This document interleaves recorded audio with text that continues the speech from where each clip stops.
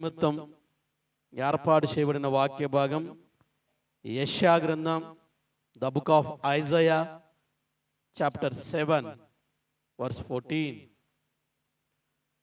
యెషయా గ్రంథం 7వ అధ్యాయం 14వ వచనం. కాబట్టి ప్రభువు తానే ఒక సూచన మీకు చూపును, ఆలకించుడి. కన్యక గర్భవతి అయి కుమారుని కని అతనికి ఇమ్మానుయేలను పేరు పెట్టిన. హల్లెలూయా. దేవాది దేవుడు కొన్ని వందల సంవత్సరాల క్రితమే ప్రవచించాడండి. కాబట్టి ఈ మాటను బట్టి మనతో దేవుడు మాట్లాడలాగున చిన్న ప్రార్థన చేసుకుందాం. మహాపరిశుద్ధుడా, మహాగణుడా, మహోన్నతుడా, నీ పాదాలకు వందనాలు, స్తోత్రాలు తండ్రి. నువ్వు సర్వశక్తిమంతుడివి, సర్వోన్నతుడివి నాయన. ఈ ఉదయకాల సమయంలో మరి చక్కటి వాతావరణంలోనైనా ప్రభా నిన్ను ఆరాధించి నేను గణపరిచే గొప్ప భాగ్యాన్ని ఇచ్చారు తండ్రి. చదువుకున్న వాక్య భాగం ద్వారా మాకు కావలసిన ఆయా ఆత్మీయ మాటలు మాకు తెలియపరచు. నీ నామాన్ని గణపరచుకోండి ప్రభా. నీ కృపా కాపుదల మెండుగా అనుగ్రహించు. మరి నీ సన్నిధిలో కూడుకున్న ప్రతి ఒక్కరూ పరధ్యాసగా లేకుండా ఆత్మతో సత్యంతో నిన్ను ఆరాధించి నిన్ను గణపరిచే భాగ్యం అందరికీ దయచేయమని యేసు అతి పరిశుద్ధ నామమున అడిగి వేడి బతిమలాడుచున్నాము తండ్రి, ఆమేన్.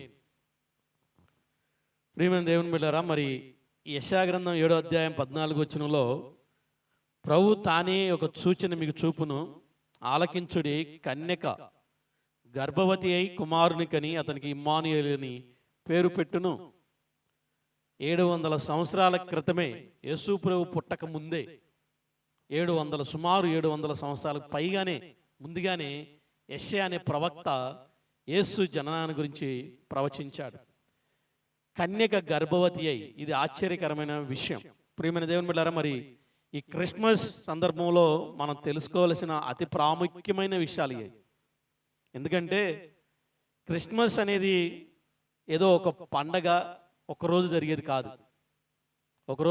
కాదు. నవంబర్ మాసం నుంచి ప్రారంభమైతే దాదాపు నవంబర్ మధ్యలోంచి ప్రారంభమవుద్ది. నవంబర్ 15 తర్వాత నుంచి క్రిస్మస్ సందడి ప్రారంభమవుద్ది. జనవరి ప్రారంభం వరకు కూడా క్రిస్మస్ కార్యక్రమాలు జరుగుతూనే ఉంటాయి. ఏదో క్రిస్మస్ డిసెంబర్ 25 ఒక నామకార్థంగా లేదంటే ఒక డేట్ అని పెట్టారే కానీ ఈ మాసాన్ని అంతా కూడా ఆనంద మాసమే. ఎందుకంటే మీరు ఎక్కడన్నా చూడండి, ఏ పరిస్థితుల్లోనైనా చూడండి, భారతదేశంలోనే కానీ లేదంటే మన హైదరాబాద్ ప్రాంతంలోనే కానీ ఈ క్రిస్మస్ వాతావరణం దాదాపుగా 2 నెలలు లేదా నెలన్నర 45 రోజులు ఈ క్రిస్మస్ వాతావరణం కనిపిస్తుంది. ఎందుకయ్యా అంటే ప్రియమైన దేవుని బిడ్డలారా, ఆయన ఒక ప్రాంతానికో ఒక ఊరికో ఒక పల్లెకో చెందిన దేవుడు కాదు, ప్రపంచానికి చెందిన దేవుడు. అందుకే దేవదూత అంటది, ప్రజలందరికీ కలగబోయే సువర్తమానం, సంతోషకరమైన వర్తమానం ఇది యేసు జననం. అందుకే ఎక్కడికి వెళ్ళినా షాపింగ్ మాల్స్లో కూడా క్రిస్మస్ ట్రీలు పెడతారు. మన దేశంలోనే కాదండి, ప్రపంచం మొత్తం కూడా. వాస్తవానికి క్రీస్తు విరోధ దేశాలు కొన్ని ఉన్నాయి. చైనా, పాకిస్తాన్, కొన్ని విరుద్ధంగా క్రీస్తు విరోధ దేశాల్లో కూడా షాపింగ్ మాల్స్లే కానీ ఎయిర్పోర్ట్లేనే కానీ ఇంకెక్కడన్నా కానీ ప్రతి చోట కూడా క్రీస్తు సంబరాలు, క్రీస్తు జననం గురించిన సూచనలు కనబడతాయి. కాబట్టి దాదాపు 200 దేశాలు ఉన్నప్పటికీ 200 దేశాల్లోనూ క్రిస్మస్ వాతావరణం కనబడతాయి. మనం అనుకుంటాం ఒక జాతికి సంబంధించిన దేవుడనో, ఒక పల్లెకి సంబంధించిన దేవుడనో, ఒక ఊరికి సంబంధించిన దేవుడనో. కానీ ప్రపంచంలో అనేకమైన పండగలు ఉన్నాయి, కానీ ఏ పండగ ప్రపంచంలో అందరూ చేయరు. ఎగ్జాంపుల్గా మొన్న అమెరికాలో థ్యాంక్స్ గివింగ్ డే జరిగిందండి. అది మనం చేస్తామా? చెయ్యం. వాళ్ళు సంబరంగా అంబరంగా దాదాపు గురువారం నుంచి బుధవారం మధ్యాహ్నం నుంచి ప్రారంభమైనాయి వాళ్ళ పండగలు. గురువారం, శుక్రవారం, శనివారం, ఆదివారం అసలు వాళ్ళు మునిగి తేలుతున్నారు పండగల్లో. వాళ్ళకి అదొక ఆనందం. థ్యాంక్స్ గివింగ్ డే, కృతజ్ఞత కూడిగా. అప్పటి నుంచి వాళ్ళకి ప్రారంభమవుద్ది క్రిస్మస్ వేడుకలన్నీ. మొన్న కూడా బ్లాక్ ఫ్రైడే సేల్స్ అని మన భారతదేశంలో కూడా వచ్చింది ఆ culture. Black Friday sales Amazon, ఫ్లిప్కార్ట్లో ఈ యొక్క క్రిస్మస్ సంబంధించిన బ్లాక్ ఫ్రైడే సేల్స్ డిసెంబర్ 2వ తారీఖు వరకు ఒక ఆఫర్లతో, డిస్కౌంట్లతో, ఎందుకంటే ఈ క్రిస్మస్ వాతావరణాన్ని అనేకమైన కంపెనీలు కూడా భారీ డిస్కౌంట్లు దొరుకుతూ ఉంటాయి. ఎందుకంటే మన దేవుడు ప్రపంచానికి వెలుగై ఉన్నాడు, ప్రపంచానికి దేవుడై ఉన్నాడండి. చాలామంది జ్ఞానము లేక, లేదంటే తెలవక, వివేకము లేక ఈయన ఒక ప్రాంతానికి, ఒక గ్రామానికి, ఒక పల్లెకి, ఒక జాతికి చెందిన దేవుడు అనుకుంటారు. కానే కాదు మన దేవుడు ప్రపంచానికి, సకల ప్రజలకు వెలుగునై ఉన్నాడు. అంత గొప్ప దేవుణ్ణి మనం ఆరాధిస్తున్నాం. కాబట్టి ప్రియమైన దేవుని బిడ్డలారా, ఇదిగో ఆయన జననానికి, ఆయన జననంలో ఉన్న ఆయన పుట్టుకలో ఉన్న కొన్ని గొప్పతనాలు మనం ఈరోజు ధ్యానం చేసుకుందాం. మొదటిగా మనం ధ్యానం చేసుకున్నది ఇదిగో యెషయా గ్రంథం 7వ అధ్యాయంలో 14వ వచనంలో ఆయన కన్య గర్భాన్ని జీవిస్తాడని. అందులో ప్రాముఖ్యమైన మొట్టమొదటి అంశం మనం జ్ఞాపకం చేసుకోవాల్సిందంటే యేసు పుట్టుక ఒక ప్రణాళికాబద్ధంగా జరిగింది. జరిగిందండి. యేసు జననం గురించి అద్భుతమైన విషయాలు కొన్ని మీతో నేను ధ్యానం చేసుకుంటాను. ఎందుకంటే ఎంత విశిష్టమైన గొప్పతనాలు ఉన్నాయో యేసు జననంలో, యేసు పుట్టుకలో. అది మొట్టమొదటి ఏంటంటే యేసు ప్రభు జననం యాదృచ్ఛికంగా జరిగింది కాదు. ఇప్పుడు గర్భిణి డెలివరీ అవ్వాలంటే ఎప్పుడు నొప్పులు వస్తాయో ఏంటో తెలియదు. ఎప్పుడు నొప్పులు వస్తాయో, లేదంటే అసలు ఒక తల్లి కన్సీవ్ అవ్వాలన్నా కూడా అది ఎవరికీ తెలియని పని. అది దేవుడి ప్రణాళిక. అయితే క్రీస్తు జననం కొన్ని వందల సంవత్సరాల క్రితమే ఒక కన్యక గర్భవతి అయి కుమారుని కని ఇమ్మానుయేలు పేరు పెట్టిద్దని చెప్పి ముందుగానే ప్రవచనం చెప్పాడు దేవుడు కొన్ని వందల సంవత్సరాల క్రితం. ఇది ప్రణాళికాబద్ధంగా జరిగిందే కానీ యాదృచ్ఛికంగా సడన్గా జరిగిన కార్యక్రమం లేదా జననము కానే కాదు. ఈ లోకంలో లేదంటే ప్రపంచంలో చాలామంది వ్యక్తులు, లేదంటే దేవుళ్ళు అనబడిన వారు చాలామంది ఉండొచ్చు, కానీ వారి యొక్క పుట్టుక జననం ఇలా ఒక ప్రణాళిక, ఒక హిస్టారికల్గా ఉన్నది లేనేలేదు. మీకేం తెలుసా? నేను ఎన్నో చరిత్రలు చదివినప్పుడు కూడా ఎవరి యొక్క జననం ఇలా ముందుగానే ప్రవచించినట్లు దాఖలు కూడా లేవు. ఈవెన్ వాళ్ళ చరిత్రలోనే లేవు, వాళ్ళ చరిత్రల గ్రంథాల్లోనే లేవు. కాబట్టి ప్రియమైన దేవుని బిడ్డలారా, దేవాది దేవుని యొక్క అత్యధికమైన అతిశయోక్తి ఆనందించవలసిన గొప్ప అంశం ఏంటంటే యేసు జననం చారిత్రాత్మకమైనది, హిస్టారికల్ది. కొన్ని వందల సంవత్సరాల క్రితమే అనేకమైన ప్రవక్తల చేత ప్రవచించబడిన జననం మన ప్రభువైన యేసుక్రీస్తు జననం. ఎంత అతిశయోక్తి అండి! మీరు ఆదికాండం నుంచి ప్రకటన గ్రంథం వరకు చూస్తే అనేకమైన గ్రంథాల్లో యేసు జననం గురించి ప్రవచించబడింది. ఒకసారి ఆదికాండంలో కూడా యేసు జననం గురించి ప్రవచించబడింది. చూద్దామా? ఆదికాండం, the book of Genesis chapter 3 verse 15. ఇది కొంచెం కష్టతరమైన, అర్థం చేసుకోవడానికి కష్టతరమైంది, కానీ కొన్ని మాటలు క్లుప్తంగా చెప్పి నేను ముందుకు వెళ్తాను.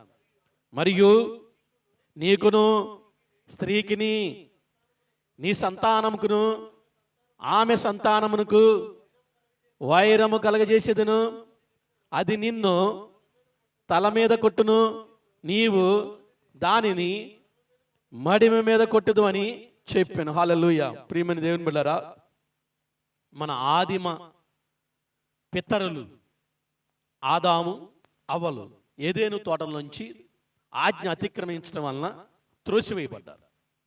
త్రోసివేయబడిన తర్వాత ఆదాముని దేవుడు పనిష్మెంట్ ఇచ్చాడు, శిక్షించాడు.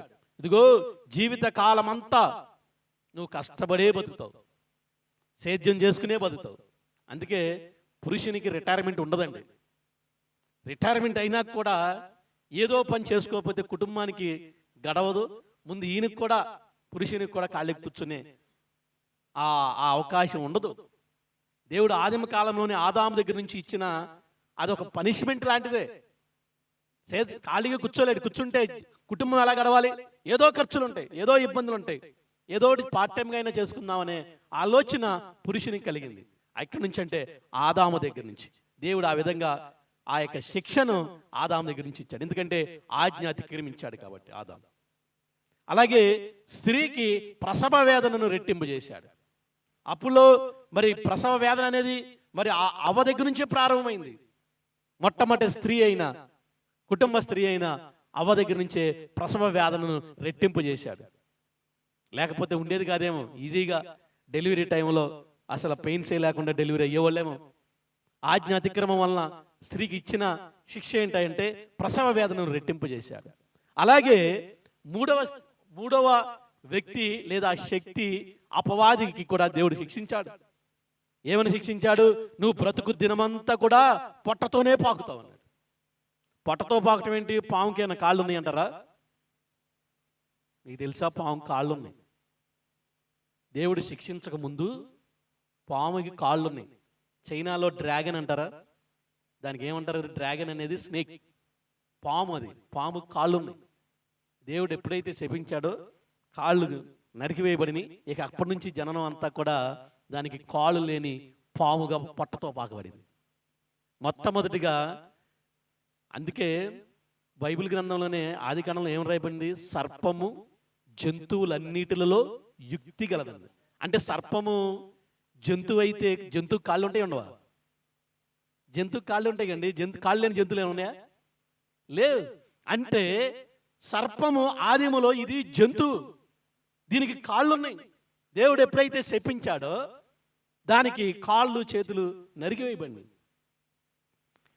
జంతు జాతి నుంచి పురుగు జాతికి తోయబడింది పాము దేవుడు శపించిన తర్వాత. జ్ఞాపకం చేసుకోవాలి మనం. దేవుడు ఆ విధంగా ఆజ్ఞ అతిక్రమం వల్ల ఆ ముగ్గురికి కూడా అక్కడ శిక్ష వేశాడు. ఇదిగో అంతేకాదు కానీ అపవాదైన సాతానికి చెప్తున్నాడు. మనం చదువుకున్న మాటలు మరొకసారి నేను చెప్తున్నాను. 15వ వచనంలో, మరియును నీకును స్త్రీకిని నీ సంతానమునుకును ఆమె సంతానమును వైరము కలుగజేసేస్తున్నాను అన్నాడు. సాతానుతో చెప్తున్నాడు, నీ సంతానముకును స్త్రీ సంతానముకును. స్త్రీ సంతానం అంటే ఎవరు? కొన్ని మాటలు మనం జ్ఞాపకం చేసుకోవాలి. పురుష సంతానం అంటే ఎవరు? మనం అందరం ఏ సంతానం అండి అసలు? మొదటగా మనం పురుష సంతానం. ఎందుకు, ఎలా పురుష సంతానం అంటే ఆదిమ దగ్గర నుంచి ఆదాము దగ్గర నుంచి కూడా ఇదిగో కలిగిన బిడ్డలకి తన ఇంటి పేరు లేదంటే ఆదాము పేరే రాయబడుతుంది. ఎక్కడికైనా ఎప్పటికైనా ఏ చరిత్రలో ప్రపంచంలో ఎక్కడ చూసినా కూడా పురుషుని యొక్క లక్షణాలు, పురుషుని యొక్క భాగస్వాములు లేదంటే పురుషుని యొక్క స్వాస్థ్యాలు బిడ్డలకు అనుగ్రహించబడినాయి. కాబట్టి ప్రతి మానవుడు కూడా పురుష జాతి అండి. ఎవరికైనా స్కూల్లో జాయిన్ చేయాలనుకోండి బిడ్డల్ని, పేరు అడుగుతారు. పేరు అడిగిన తర్వాత ఏం పేరు అడుగుతారు? ఫాదర్ పేరు అడుగుతారు. తల్లికి ఫాదర్ పేరు చెప్పడం ఇష్టం లేక, ఒకవేళ వాడు మంచోడు కాదయ్యా, మా కుటుంబాన్ని పోషించట్లేదు, వాడికి మాకు సంబంధం లేదు అన్నా కూడా తాత్కాలికంగా ఉన్న పేరు అయితే ఖచ్చితంగా చెప్పాలి, రాయాలి. లేదండి లేదు. ఇక్కడే కాదు, ప్రపంచంలో ఎక్కడున్నదే. కాబట్టి మానవులందరూ కూడా పురుష జాతి, అది ఓకే. ఇప్పుడు స్త్రీ జాతి ఎవరు? స్త్రీ జాతి ఎవరు? పురుష ప్రమేయము లేకుండా పుట్టిన మన ప్రభువైన యేసు క్రీస్తు స్త్రీ జాతి. అవునంటారా కాదంటారా? ప్రపంచంలో ప్రతి మానవుడు పురుష ప్రమేయంతో పుట్టాడు కాబట్టి అది పురుష జాతి. కానీ మన ప్రభువైన యేసు క్రీస్తు మాత్రమే స్త్రీ జాతి. కొంచెం కన్ఫ్యూజన్గా ఉండొచ్చు. ఇక్కడ 3వ అధ్యాయం 15వ వచనంలో చెప్పింది అదే ప్రభు. నీకును స్త్రీ సంతానమునికి వైరం అంటే అపవాదికి నీ దేవుని బిడ్డకి ఎల్లప్పుడూ వైరం కలుగుద్ది. అది ప్రవచనం. ఎప్పుడైతే ఈ లోకంలో 2వ రాకడలో రాబోయినప్పుడు ప్రభు అంటున్నాడు, గో అపవాదిని తల మీద కొడతాడు, చితక కొడతాడు, పాతాళంలోకి తోసివేస్తాడు. అది ప్రవచనం. ప్రియమైన దేవుని బిడ్డలారా, మన ప్రభువైన యేసుక్రీస్తు మాత్రమే పురుష ప్రమేయం లేకుండా ఇదిగో ప్రపంచంలో ఎంతో మంది ఉన్నప్పటికీ ఎవరు కూడా ఇలా కన్య గర్భాన పుట్టిన దాఖలు లేవు. ఎవరి చరిత్రలో అయినా చూడండి, ఎంత పెద్ద పెద్ద గొప్ప వ్యక్తులైన చరిత్రలైనా, ఎవరి చరిత్ర అయినా సరే ఈ విషయం దగ్గర ఫెయిల్ అవ్వాల్సిందే. నా ప్రభువైన యేసుక్రీస్తు మాత్రమే ఆయన జన్మ కన్య గర్భాన పుట్టిందండి. ఇది చారిత్రాత్మకమైంది. కొన్ని చూడండి, ఆది కాండంలోనే ఇక్కడ రాయబడింది. ఈ చరిత్ర. ఏమని? స్త్రీ సంతానం అంటే స్త్రీ సంతానం ఉండబోతుందని అప్పుడే ఆది కాండంలోనే దేవుడు ప్రవచించాడు. అక్కడ పురుష సంతానం అప్పటికి ఆల్రెడీ ఉంది. స్త్రీ సంతానం కొన్ని వేల సంవత్సరాల తర్వాత అయినా ఇదిగో ప్రభువైన యేసుక్రీస్తు మెస్సయ్య పుడతాడు, అప్పటికి నీకును ఇగో స్త్రీ సంతానంకి వైరము కలుగుద్దని కొన్ని వందల వేల సంవత్సరాల క్రితమే మన ప్రభువైన యేసుక్రీస్తు జననం గురించి ప్రవచించబడింది. కాబట్టి ప్రియమైన దేవుళ్ళారా, ఇప్పటికైనా మన ప్రభు యొక్క జననం యొక్క గొప్పతనాన్ని మనం ఆహ్వానిద్దాం, ఆస్వాదిద్దాం. అంతేగాని ప్రతి ఒక్కరికి ఒక మైండ్ సెట్లో ఉంటుంది, యేసుక్రీస్తు అంటే చర్చికి వెళ్ళాలన్నా, యేసుని ఆరాధిస్తున్నామన్నా తక్కువ వారిగా, లేదంటే అదొక ఇన్హీరియర్ ఫీలింగ్స్లో ఉంటారు చాలామంది. నేను అతిశయిస్తా దేవుని నామాన్ని బట్టి, దేవుణ్ణి ఆరాధిస్తున్నందుకు, దేవుణ్ణి అనుసరిస్తున్నందుకు, దేవుణ్ణి ఆరాధిస్తున్నందుకు ఆయన్ని మనం అతిశయించాలి. ఎందుకంటే గొప్ప దేవుని కలిగి ఉన్నామండి, గొప్ప దేవుణ్ణి కలిగి ఉన్నాం. ఆ యొక్క గొప్పతనాన్ని మనం తెలుసుకుంటే మనం కూడా ఆనందిస్తాం, దేవుని నామాన్ని మహిమపరుస్తాం. రెండవదిగా యేసు ప్రభు జననం యొక్క గొప్పతనం ఏంటంటే లూకా సువార్త 1వ అధ్యాయం 31వ వచనం. The book of Luke chapter 1 verse 34. లూకా సువార్త 1వ అధ్యాయం 34వ వచనం. అందుకు మరియా, నేను పురుషుని ఎరిగని దానను, ఎలాగు జరిగినని దూత పరిశుద్ధాత్మ నీ మీదకి వచ్చును, సర్వోన్నతుని శక్తి నిన్ను కమ్ముకొనును గనుక పుట్టబోవు శిశువు పరిశుద్ధుడై దేవుని కుమారుడు అనబడును. హల్లెలూయా. మొట్టమొదటి గొప్పతనం ఆయన జనంలోనిది చారిత్రాత్మకమైతే, రెండవ గొప్పతనం ఆయనలోది పరిశుద్ధమైన జననం. కొన్ని వందల సంవత్సరాల క్రితమే ఆయన ఎక్కడ పుడతాడో చెప్పారు. ఎక్కడ పుడతాడన్నారు? యెషయా గ్రంథంలో రాయబడింది, బెత్లెహేములో పుట్టబడతాడు. ఆయన అన్నింటి ముందే చెప్పబడిందండి. ఏ ఊరు గ్రామస్తుడని అందరికి పుట్టినాక ఆధార్ కార్డు వస్తే ఆయన పుట్టక ముందే వచ్చేసింది. కొన్ని వందల సంవత్సరాల క్రితమే ఏ ఊరు వాడో ఏంటో ఐడెంటిటీ అన్నీ కూడా కొన్ని వందల సంవత్సరాల క్రితమే వచ్చేసి. ఇప్పుడు స్కూల్స్లో అడ్మిషన్ తీసుకోవాలంటే కొన్ని సంవత్సరాల క్రితం అడ్మిషన్ తీసుకుంటున్నారు, పుట్టక ముందు కూడా తీసుకునే వాళ్ళు ఉన్నారండి. నేను చూసా, పుట్టక ముందు కూడా పలానా స్కూల్లో అడ్మిషన్ తీసుకునే వాళ్ళు ఉన్నారు, పిల్లలు పుట్టక ముందే. ఎందుకంటే ఆ స్కూల్లో అడ్మిషన్ దొరకట్లేదంట. మాకు పిల్లలు కలగబోతారు కాబట్టి ఈ స్కూల్లో 2-3 సంవత్సరాల క్రితమే అడ్మిషన్ తీసుకునే వ్యక్తులు, తల్లిదండ్రులు లేకపోలేదు.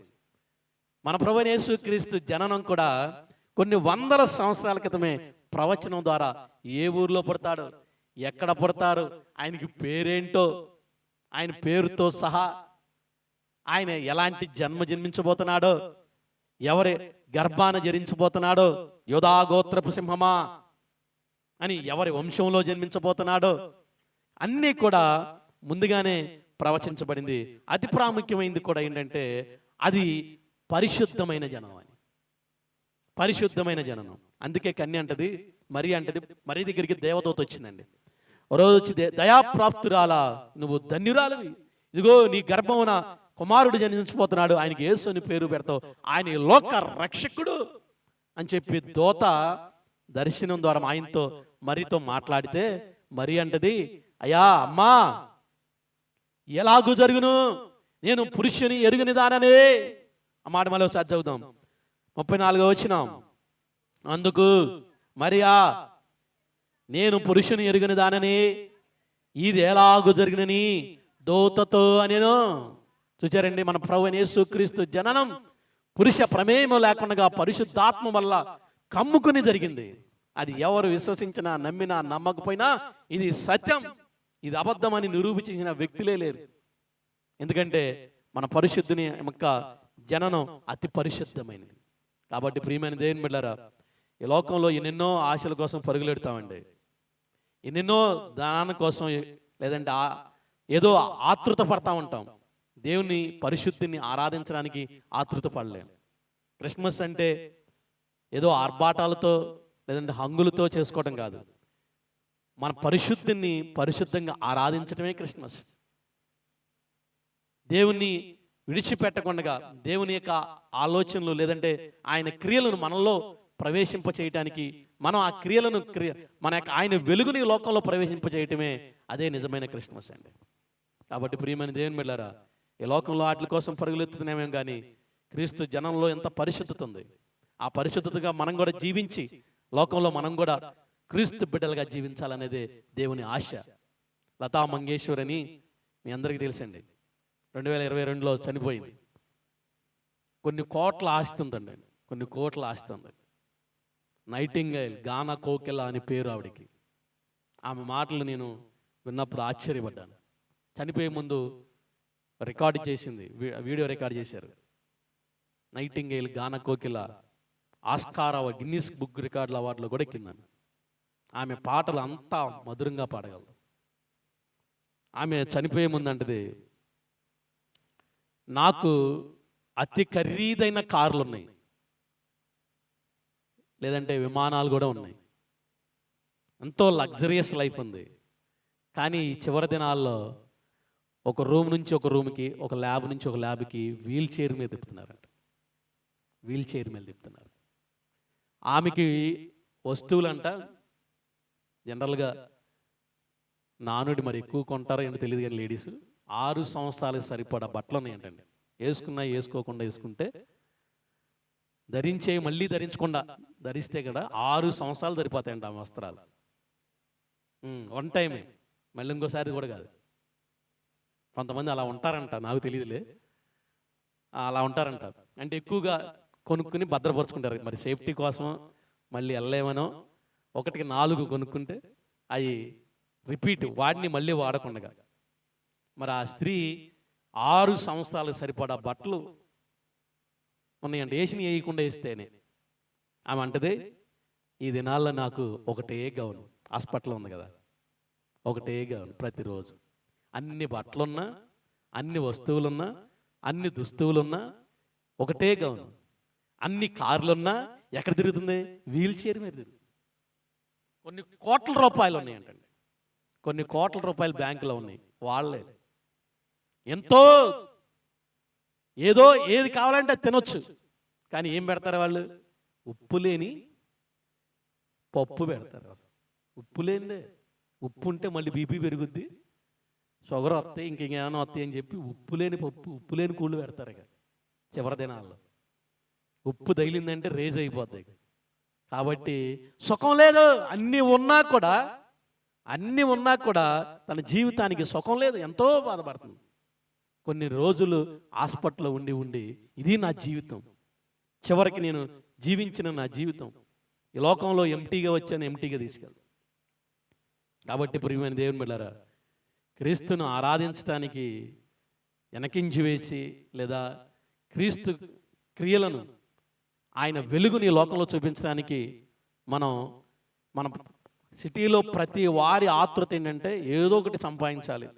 ఒకటి దేవుడు ఒక ఇల్లు ఇచ్చే వరకు ఇల్లు అంటాం, ఒక ఇల్లు ఇచ్చిన తర్వాత రెండో ఇల్లు అంటాం, రెండో ఇల్లు ఇచ్చిన తర్వాత మూడో ఇల్లు అంటాం. అసలు మనిషికి సంతృప్తే లేదు, మనిషికి సంతృప్తే లేదండి.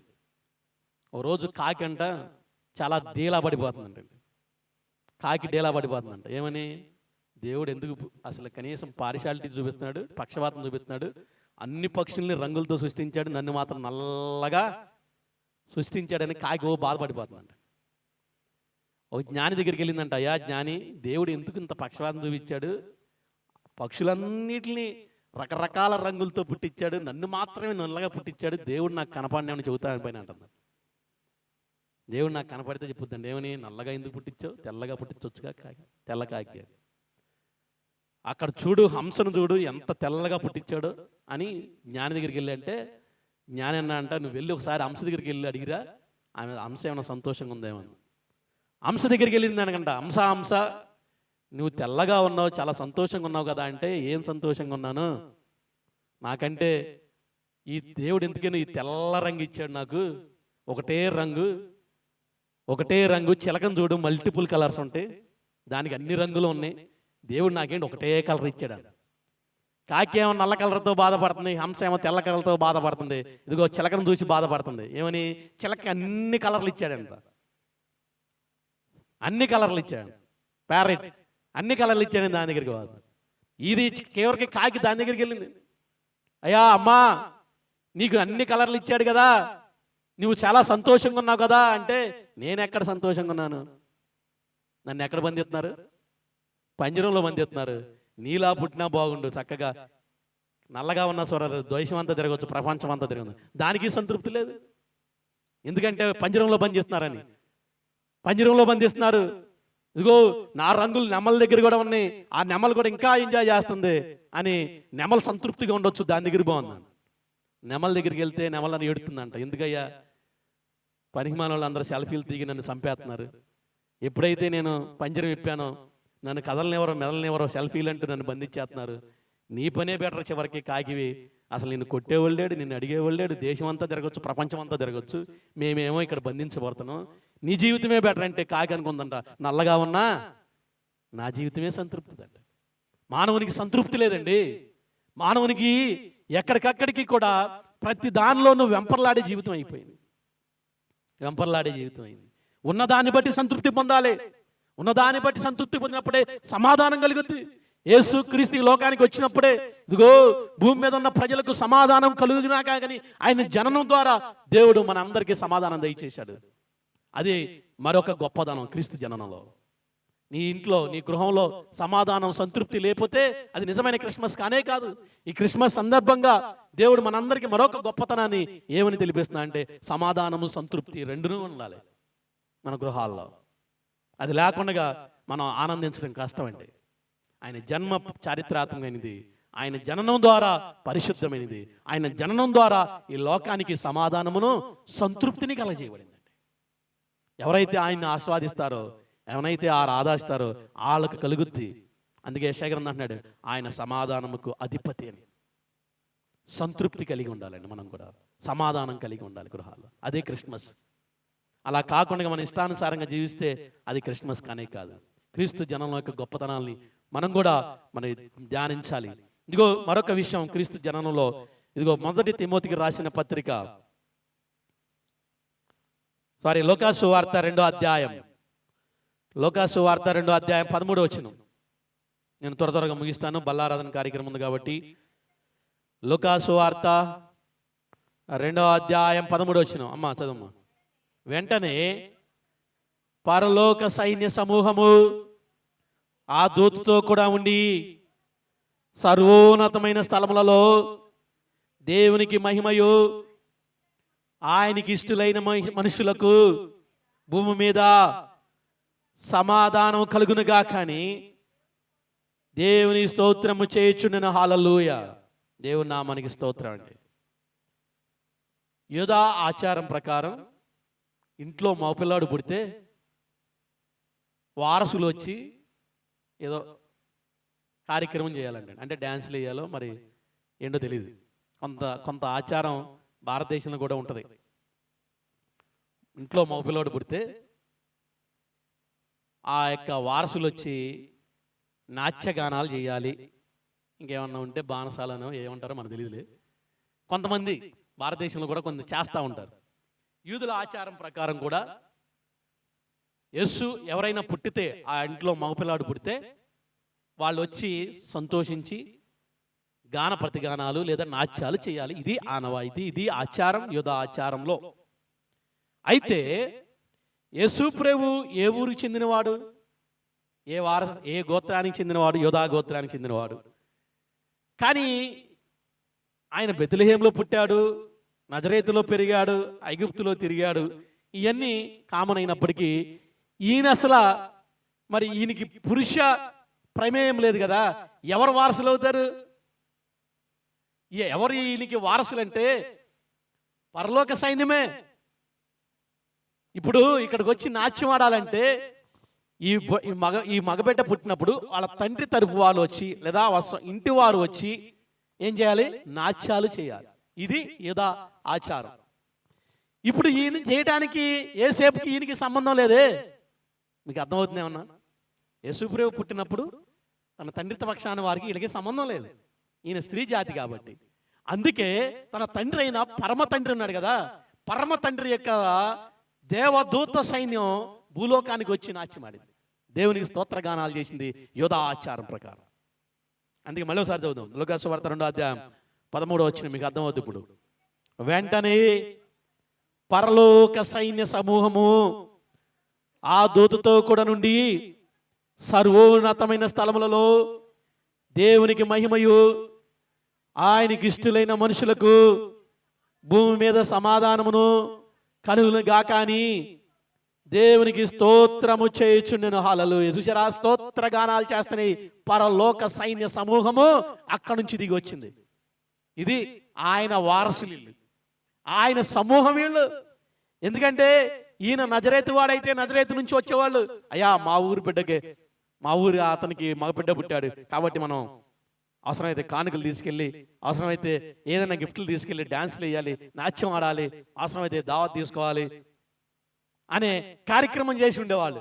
కానీ వాళ్ళు నజరేతు వాడు కాదు, బెత్లెహేము స్వగ్రామం అనే వ్యక్తికి పుట్టిన వ్యక్తి కాదు. ఎక్కడ ఆయన పరలోక సైన్య సమూహం పరమ తండ్రికి సంబంధించిన వ్యక్తి అయినా కన్య గర్భాన పుట్టాడు కాబట్టి అక్కడి నుంచే వచ్చింది సమూహం. మీరు యూదుల ప్రకారం మీరు ఆ డాన్సులు వేస్తారు కదా, నాట్యం చేస్తారు కదా, మీరు గిఫ్ట్లు పంచుకుంటారు కదా, మేము వస్తున్నాం, ఈయన మా బిడ్డ, మా కుమారుడు, మా ఊరి వారికి సంబంధించిన ఈ వ్యక్తినా, ఈయన మా ఊరు వాడండి. ఏ ఊరు వాడినా పరలోకం వాయినా, పరలోక సంబంధమైన వ్యక్తి. చూడండి, ఆయన జన్మ చారిత్రాత్మకమైనది, ఆయన జన్మ పరిశుద్ధమైనది, ఆయన జన్మ పరసంబంధమైనది, ఈలోక సంబంధమైనది కాదు. ఏలోక సంబంధం ఏదైతే ఆ వ్యక్తి ఆ ఊరు వాళ్ళు వచ్చి డాన్స్ చేసేవాళ్ళు. కానీ నా ప్రభువైన యేసుక్రీస్తు జన్మ పర సంబంధమైంది కాబట్టి దేవదూత సైన్యం ఈ లోకానికి దిగింది. హల్లెలూయా. ఎంత ధన్యత అండి, ఎన్ని సత్యాలండి, ఎన్ని గొప్పతనాలు మన ప్రభువైన యేసుక్రీస్తులో, ఎంత గొప్ప ధన్యత. మరొక ఈయన జనం యొక్క, ఎందుకు సమయం లేదు, ఈయన జనంలో ఉన్న మరొక గొప్పతనం ఏంటంటే ఈయన జననం పాపులను రక్షించడానికి ఈ లోకానికి వచ్చారండి. 1 తిమోతికి రాసిన పత్రిక త్వరగా చూద్దాం. 1 తిమోతికి రాసిన పత్రిక 1వ అధ్యాయం 15వ వచనం.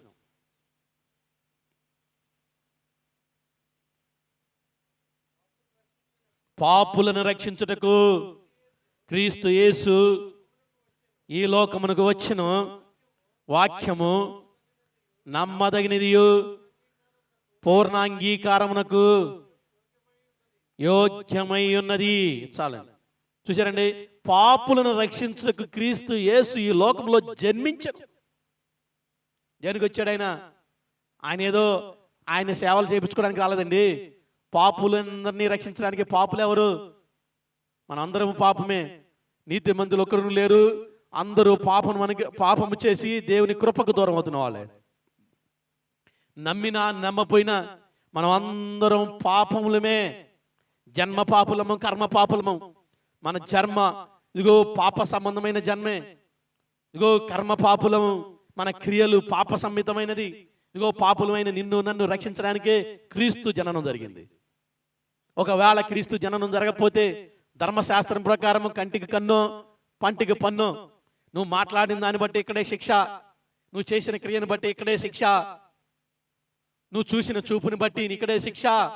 అవన్నిటిని నా ప్రభువైన యేసుక్రీస్తు ఆయన మీద వేసుకుని మనందరినీ నీతిమంతులుగా చేర్చాడండి. పాపులైన మనందరినీ రక్షించడానికే క్రీస్తు జన్మం జరిగింది. ఎంత గొప్ప ధన్యత. ఈ దినాల్లో సృష్టికర్తను వదిలిపెట్టి సృష్టిని అనుసరించే వాళ్ళు లేకపోలేదు. సృష్టికర్త ఏమో పాపులను రక్షించడానికి వస్తే మనుషులేమో పాపం వెంబడి అనుసరిస్తున్నారు. ఒక తల్లి, ఒక పేద స్త్రీ, ఒక పేదరాలు ఒక మేకపిల్లను పెంచుకుంటుందంటండి. మేకపిల్ల రోజు ఆహారం తింటూ నీళ్లు తాగుతూ ఒకరోజు ఒక కుండలో తలకాయ పెట్టి ఉంచిందంట, ఇరుక్కుపోయింది. మేకపిల్ల యొక్క తలకాయ కుండలో ఇరుక్కుపోయింది. ఆ ఊర్లోనే జ్ఞానవంతుడు బలవంతుడైన వాడిని తీసుకెళ్ళింది. అయ్యా, ఈ మేకపిల్ల ఆహారం తీసుకుంటూ లేదా నీళ్లు తాగుతూ తన తలకాయ ఈ కుండలో పెట్టింది, ఈ ఇరుక్కుపోయింది, రావట్లేదు. అది నువ్వు జ్ఞానివి కదా, నువ్వు పెద్దవాడు కదా, దీన్ని తీయమని అడిగితే ఆమె వెనక్కి తిరిగే లోపే కత్తి పట్టుకుని మేకపిల్ల తలకాయ నరికేసి కొండ ఆవిడ చేతికి ఇచ్చాడు. పాపాన్ని వదిలించుకోవడానికి బదులు ఈ లోకంలో పాపానికి పరిహారార్థంగా జంతువుల్ని బలించేవాళ్ళు లేకపోలేదు. అది కాదు, మనకు పట్టిన పాపం ఆ కొండ తీయటం ఎలా అనేది మనం జ్ఞాపకం చేసుకోవాలి, లేదా మనం తెలుసుకోవాలి. అంతేగాని మనం చేసిన పాపానికి శిక్షకి అది వెళ్ళి కావాలని పెట్టింది, దాని తప్పు అది. దాన్ని తీయటానికి ఆ పాపాన్ని వదిలించుకోవడానికి ప్రయత్నం చేయాలి, కానీ మనమే సాతానికి అప్పగించుకోకూడదు. ఈ లోకంలో చాలామంది చేసే ఫూలిష్ పనే అది. లోకరక్షకుడు ఈ పాపాన్ని మన పాపాన్ని పరిహరించడానికి వస్తే ఈ పాపం పరిహరించబడటానికి అనేకమైన మార్గాలు అనుసరించే వ్యక్తులు లేకపోలేదు. కానీ పాపం పరిహరించబడాలంటే అది కోడలేకయు గొర్రెలేకయు రక్తం కాదండి, పరిశుద్ధుని యొక్క రక్తము ద్వారానే పాపము పరిగణించబడుతుంది లేదా పరిహరించబడుతుంది. అంతేగాని ఏ లోకంలో ఏ వ్యక్తి యొక్క రక్తం వలన కానీ కాదు. అందుకే పాపులైన వారందరినీ రక్షించడానికి ఇగో రక్షకుడైన నా ప్రభు ఉద్భవించాడు ఈ లోకంలో. ఆయన జననం జరిగింది అందుకే. ఎందుకు ఆషామాషిగా ఆయన ఏదో ఈ లోకంలో ఆయన సన్మానాలు చేయించుకోవడానికి రాలేదు. ఆయన లోకంలో ఆయన్ని కీర్తింపించుకోవడానికి 10 మంది చేత పొగిడించుకోవడానికి రాలేదు. ఆయన సాదాసీదారమైన జీవితం జీవించాడు. ఎందుకంటే పాపులను రక్షించడానికి, పాప జీవితాన్ని కడిగి నీతిమంతులుగా తీర్చడానికి నా ప్రభువైన యేసుక్రీస్తు ఈ లోకానికి వచ్చాడు. కాబట్టి ఆయన జననం అందుకు ఉంది, అందులోని గొప్పతనం అండి. చివరిగా నేను ఇంకో మాట చెప్పి ముగిచ్చేస్తాను. యేసుక్రీస్తు జనంలో మరొక గొప్పతనం ఏంటంటే, మొదటి గొప్పతనం చారిత్రాత్మకమైనది, రెండవ గొప్పతనం ఇదిగో పరిశుద్ధమైనది ఆయన జననం. మూడవ గొప్పతనం పరసంబంధమైనది. ఆయన పుట్టుకలో నాలుగో గొప్పతనం సమాధానకరమైనది, సంతృప్తి కలిగినది. ఇదిగో మనం ఐదవ గొప్పతనం నేర్చుకున్నాం, అదేంటంటే పాపుల కొరకైంది ఆయన పుట్టుక. ఆరో గొప్పతనం ఏంటంటే ప్రపంచాన్ని విభజించింది ఆయన జననం. అవునంటారా కాదంటారా? చాలామంది చరిత్ర రాయాలంటే బిఫోర్ క్రైస్ట్ ఆఫ్టర్ క్రైస్ట్ అని రాస్తారు. క్రీస్తు పూర్వం క్రీస్తు జననం అని రాయకుండగా ఏ చరిత్ర రాయబడదు.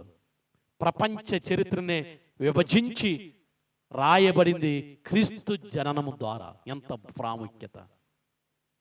చాలామంది ఒప్పుకోరు, కానీ మరి వాళ్ళు ఎలా రాస్తారో నాకు అర్థం కాదు. బిఫోర్ క్రైస్ట్ ఆఫ్టర్ క్రైస్ట్ అని ఏది రాయాలైనా, ఏది గుర్తుపెట్టుకోవాలైనా, ఏ చరిత్ర రాయాలైనా, ఏ గ్రంథం రాయాలైనా ఏం రాయాలి? Before Christ. నువ్వు క్రీస్తే లేదంటున్నావు, మరి క్రీస్తు జననం లేదంటున్నావు, నువ్వు ఎలా రాస్తున్నావు? బిఫోర్ క్రైస్ట్ ఆఫ్టర్ క్రైస్ట్ అని. ఎవరు ఒప్పుకున్నా ఒప్పుకోపోయినా క్రీస్తు జననం ఈ లోకానికి గొప్ప వరం, గొప్ప ధన్యత. అందుకే ప్రపంచంలో, ఒక దేశంలో కాదు, ఒక ప్రాంతంలో కాదు, ఒక పల్లెలో కాదు, నా యేసుని జననం ప్రతి ఒక్కరూ లిఖించాల్సిందే. చరిత్ర రాయాలన్నా, ఏదైనా ఒక గ్రంథం రాయాలన్నా కూడా నా ప్రభువైన యేసుక్రీస్తు యొక్క బిఫోర్ క్రైస్ట్ ఆఫ్టర్ క్రైస్ట్ అని ప్రపంచ చరిత్రను విభజించాల్సిందే. అలా లేకపోతే అసలు పొరపాటున కాలాలు ముందుకే వెళ్ళవు, చరిత్రలు తెలవు, ఏదైనా కూడా గందరగోళం అయిపోద్ది. చీకట్లో ఏ భాగం ఎటు ఉందనేది తెలియకుండా ఏదైనా పని చేయాలంటే 2 భాగాలుగానో కొంత డివైడ్ గానే చేసుకోవాల్సిందే, లేదంటే ఏ మాత్రం కుదరదు.